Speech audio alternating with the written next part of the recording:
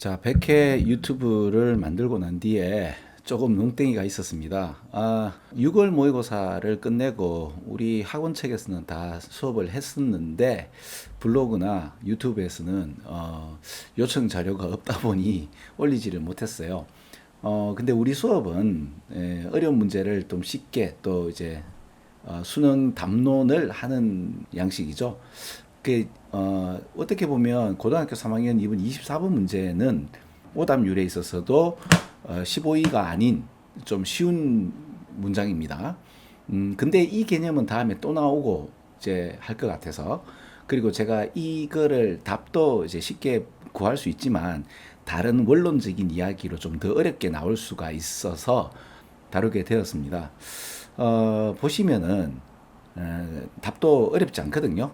그 Joint Cognitive System에서 지금 이렇게 합작 인지 시스템이라고 해서 로봇과 인간 팀을 이루는 이야기가 나오거든요. 그래서 이렇게만 읽어도 답은 1번이 될 수밖에 없는 상황이고 그렇게 어렵지는 않습니다. 그래서 저는 이제 그럼에도 여기에 관련된 이슈가 앞으로 되게 좀 심각한 문제로 나올 수가 있어서, 그리고 또 넘사벽 문제로 나오는 데 있어서 약간의 개념을 갖고 있으면 좋지 않을까 싶어서 가지고 온 겁니다. 그게 마치 이거죠. 왜 우리 옛날에 학력고사 시절 때 어떤 시인이 자기도 이제 학력고사 문제를 쳤는데 자기 시가 왜 그 수능, 그러니까 국가 학력고사, 우리 때는 수능이 아니고 학력고사였죠, 그죠? 예, 자기 시가 나와서 그 문제를 풀어봤단 말이에요. 근데 자기 시가 나온 그 시의 문제를 풀고 자기가 틀렸다. 이게 말이 안 된다. 하지만 저는 말이 된다고 생각해요. 왜 그런가 하면은 국가 시험에서, 특히 이제 수능 시험에서 요구하는 규격이 있어요. 읽고 난 뒤에 그 읽는 문제에 대한 방향성, 이런 게 있거든요. 그러니까 그거는 이제 아니 그 작가가 낸 작품을 다르게 해석한단 말이가 아니라 어떤 그 보편적으로 이제 요구하는 어떤 규격이 있단 말이에요. 물론 시인은 그 시인 나름대로 자기의 어떤 그 특별한 그 감성을 얘기했지만 그걸 이해를 못하면 어떡합니까? 예, 그럴 수 있죠, 그죠? 그리고 또 왜 이런 이야기가 있잖아요. 보통 예술품은 그 예술 작가보다 더 훨씬 더 위대하다고. 왜 그런가 하면은 그 사람이 A라는 어떤 작품을 만들었더라 하더라도 그 작품이 다른 사람한테 갔으니 그 A가 아니고 B, C, D 다른 형식의 어떤 인상을 심어줄 수 있는 그런 세계죠. 그래서 이제 수능이라는 또는 학력고사라는 국가에서 요구하는 그 양식이 있단 말이에요. 그죠? 고등학교 3학년까지는 그런 어떤 국가적 붕어빵 시스템에 어, 어떻게 따라간다고 하면은 한편으로는 그 시험이 비난받을 어떤 그건 아니다고 볼 수도 있죠. 그래서 이제 제가 그런 의미에서 이 작가가 이제 이런 문장을 얘기했을 때는 결국에는 조인트 코그니티브 시스템이라는 것을 가지고 로봇과 인간의 머신 그 콜라보레이션을 이야기하는 세계가 나오는데, 저는 이걸 이제 국가 규격 어떤 붕어빵 틀이 아니라 제 나름대로의 이야기를 가지고 좀 설명 좀 드릴까 싶어요. 그러면 이게 몰라서 그렇지 앞으로 그 얘기가 반드시 돼도 됩니다. 좀 쉬운 어떤 예로 대도 되면 이제 쉬운 문제가 될 텐데, 원론적인 이야기를 가지고 하면 굉장히 어렵게 나올 수 있는데 이 개념 좀 알아두시기 바랍니다. 그 한번 보세요. 로봇이라고 할 때 보통 우리 로봇은 이제 엔드로이드라고 해서 인간형 로봇이 아닙니다. 기계를 얘기해요. 근데 그 기계에 뭐가 들어가는가 하면 이렇게 artificial intelligence에서 이게 뭐죠 이게? 인공지능입니다. 인공지능 탑재 로봇, 그러니까 인공지능 탑재 기계입니다. 그 기계가 그 셀프 드라이빙 카도 될 수 있고요. 뭐 텔레코뮤팅 할 때 이제 여러 가지 이거 재택근무 같은 것들이죠, 그죠?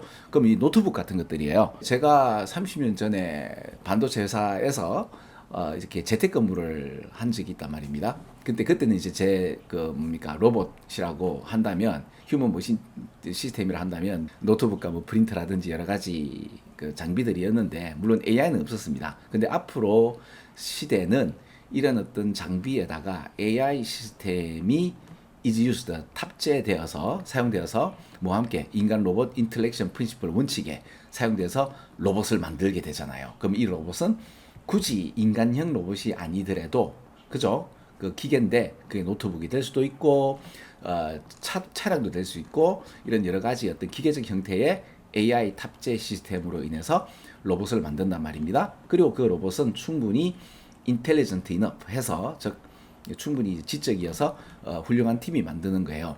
이제 여기서 이제 좀 심각한 이야기를 제가 좀 드리자면 바로 이거예요. 요거 엔터테인먼트 로봇에 대해서 좀 말씀 좀 드릴까 싶어요. 보통 보면 이제 엔터테인먼트 로봇 하면 그냥 지나칠 수 있는데 시엇봇 예 그렇죠. 그러니까 S 예 그러니까 E 예 자 그다음에 여기 자 이게 그렇죠. 네 그러니까 이 로봇이에요. 요 로봇이죠. 요 로봇입니다. 물론 이제 아야 엔터테인먼트 로봇이라는 게 꼭 그런 거냐? 그제 그뭐 사람들을 갖다 위안해주고 그런 거 아니냐인데 그 여러분 몰라서 그렇지 모니터의 해상도가 왜 높아졌을까요? 바로 폰이죠. 그러니까 어 그러니까 피업 리얼 니언입니다. 그죠? 인간의 그 살결 하나하나 그 뭡니까 인간의 그 뭡니까 피부에 있는 그 잔틀 하나하나를 제대로 보고 싶은 거예요. 해상도를 높이면 그게 보일 수 있죠. 그런 거 이게 인간의 욕망을 근거로 해서 기계는 발달한다고 저는 보고 있거든요. 그리고 그런 거에 대한 리포트가 많습니다.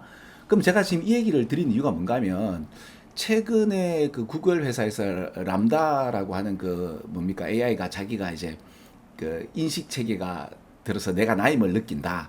그리고 언플러그드 되는 그 뭐죠?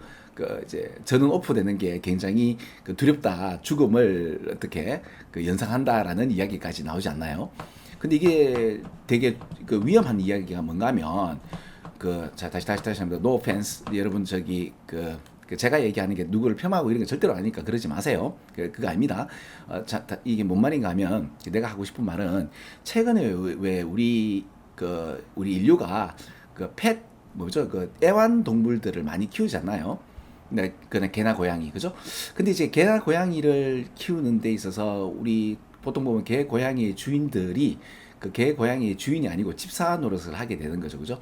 그러니까 시너지스틱이 그러니까 소위 말해서 이런 시너지 효과를 이루면서 개하고 고양이하고 인간의 어떤 공존을 이루는 데 있어서 어떻게 되죠? 그 주도권이 인간이 아니고 개한테 넘어가든가 고양이한테 넘어가면 이게 뭐 그래도 그게 동물들이기 때문에 인간들에게 피해를 보면은 물론 그 주변 상황 그 물론 피해를 보죠, 그죠? 우리 개는 물지 않아요 하면서도 사실은 그래 방치시켜 놨을 때 그 방치가 그 주인이 정말 그랬든지 아니면 주인이 개한테 개나 고양이한테 이제 그 주도권이 뺏기게 된 상태에서는 그렇게 비극이 일어난단 말입니다. 그러면 수능에서 우리가 이제 항상 이야기하는 것이 인간 중심이거든요. 그 rather than treating robot을 하나의 peer 에이전트가 말이 성분이 아니고 이게 주체하는 그 동력인자, 즉 어떤 원인의 주체를 얘기하는 건데 그 하나의 로봇을 그 이제 독립적인 어젠다를 갖고 있는 하나의 동료라고 다루면 안 돼요. 그러니까 그 우리가 공존 시스템을 우리가 뭐죠? 애완동물도 그렇고 그 인간 외에 다른 그 의식을 갖고 있는 개체와의 콜라보를 이룰 때 항상 인간이 중심이 돼야 되는데 그 주도권이 인간 아닌 다른 의식 있는 존재한테 맡기게 되면 어떤 일이 벌어지죠? 그 우리 개는 물지 않는다는 개뿔? 아니잖아요. 물잖아요. 그렇죠? 그래 돼버리죠. 그럼 만약 이게 그 로봇 같은 경우 아까 제가 파트너 같은 경우 그 와이프나 남편을 대신해서 아내나 남편을 대신해서 엔터테인먼트 로봇 같은 경우도 나올 수 있단 말이에요. 근데 이제 이걸 갖다가 그 하나의 독립된 개체로 봐버리고 인간의 그 콜라보를 이루어야 되고 인간이 주도적이게 돼야 되는데 이게 로봇에게 그러니까 마치 뭐처럼 그 애완동물의 어떤 그죠? 어떻게 주도권이 뺏기게 될 때 이 비극이 일어난단 말입니다. 그리고 이것도 마찬가지 아닙니까? 이렇게 이런 일이 벌어졌을 때 어떻게 돼요? 이 접근법은 로봇을 뭐로 다뤄야 돼요? 하나의 그 제 밑에 그러니까 서브로 다뤄야죠. 헬퍼로 다뤄야죠. 그죠? 그러니까 항상 이제 인간이 어떤 다른 시스템과의 공조가 있어 왔고요. 그죠?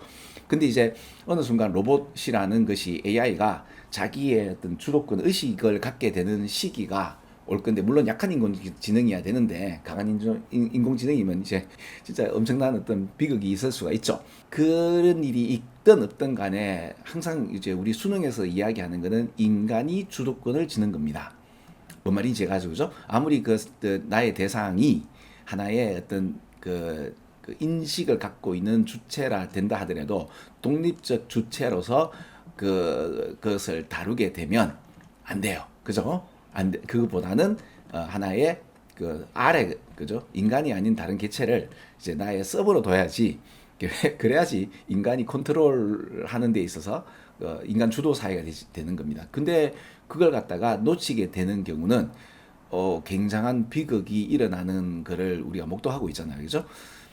예, 그래서 그런 식으로 한번 거꾸로, 그러니까 문제를 맞추기 쉽지만 인간이 주도하여 AI에 관련된 로봇 시스템 인터랙션 그 프린시플이 되는 그 이제 원칙이 되는 것이 굉장히 강조가 되고, 이것을 잃어버리게 될 때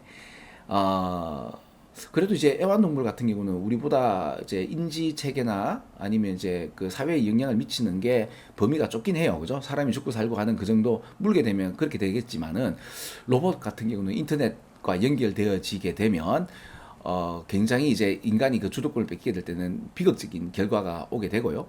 그리고 이제 이런 어떤 엔터테인먼트 로봇에 대해서 제가 그 이제 최종 어떤 그 끝판왕은 아까 저기죠, 남편과 아내를 대신할 수 있는 정도까지 가게 되는데, 그것뿐만 아니라 다른 것도 마찬가지예요. 그죠? 이런 셀프 드라이빙 카 이런 것도 왜 그 공리주의 어떤 문제가 생기잖아요. 그죠? 이게 셀프 드라이빙 카가 이제를 타는 탑승자를 살릴 것인지, 어떤 사고가 났을 때, 아니면 주변에 어떤 그 피해를 주면서 그 차 속에 있는 사람을 살릴 것인지, 이런 거에 대해서 좀 담론이 좀 심각하게 이루어져야 되거든요.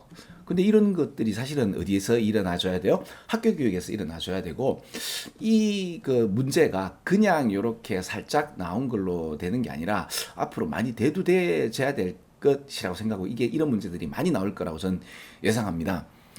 뭐 안 그렇게 되면 사실은 그게 더 비극이 아닐까 싶습니다. 그죠? 자, 그래서 다른 차원으로 한번 해석해 보기 해봤습니다. 자, 여기까지 할까요? 여러분, 안녕, 안녕.